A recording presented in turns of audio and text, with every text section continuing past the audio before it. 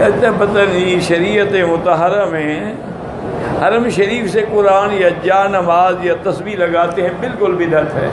تم نہیں ٹھیک ہوئے ہو تو تسبیح ٹھیک ہو جائے گی؟ تم جو اتنے عرصے سے طواف بھی فرما رہے ہو، یہاں کی مرغیاں بھی ساری چٹ کر گئے ہو، تم خود نہیں ٹھیک ہوئے تو کیا تسبیح لگانے سے تسبیح ٹھیک ہو جائے گی؟ انا للہ و انا الیہ راجعون۔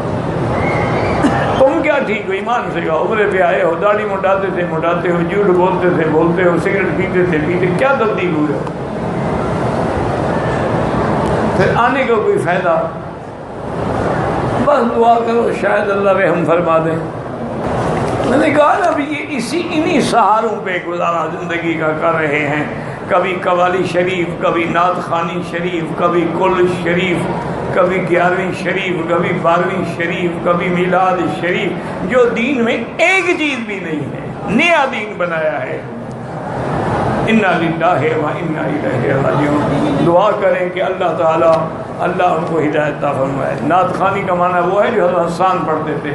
آج کی نعت خوانی جو ردھم کے ساتھ پڑھتے ہیں، باقاعدہ ان کا کمپیوٹر سے سازوں کی آواز ساتھ لی جاتی، یہ تو ناجائز ہے۔ حضور پاک نے ملیاں کانوں میں دے دی کہ آواز آ رہی تھی، اور آپ نے فرمایا مزامیر شیطان، یہ باجے جو ہیں تو شیطان کے ہیں، شیطان کے باجوں کو محمد مدنی کی نعت سے ملا رہے ہو۔ ایسے نعت پڑھو، لاکھ دفعہ پڑھو، کروڑ دفعہ پڑھو۔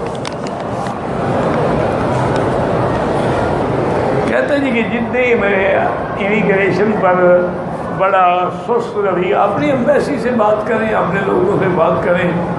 اچھا خدا کی شان ہے، میں نے دیکھا ہے، پتہ نہیں مجھے کہ لندن پہ، آپ لندن ایئرپورٹ پہ جائیں نا، یا امریکہ ایئرپورٹ پہ، وہاں انہوں نے ایسے پائپ لگائے ہوئے ہیں کہ آپ یوں جا رہے ہیں پھر یوں جا رہے ہیں، پھر یوں جا رہے ہیں، پھر یوں جا رہے ہیں، اس میں گھنٹوں کھڑے رہیں گے، وہاں شکایت نہیں کرتے۔ ان کو شکایت بھی مکے مدینے میں یاد آتی ہے، یہ بڑی دیر ہو گئی۔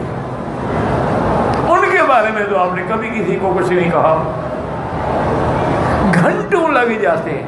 یہ نہیں کہ وہاں، اچھا پھر خدا کی شان ہے کہ اس ملک کا موسم ہوتا ہے نا ٹھنڈا، تو جب گرمی کے دن ہو تو وہاں اے سی تو ہے ہی نہیں، اندر آدمی کا ستیہ ناس نکل جاتا ہے۔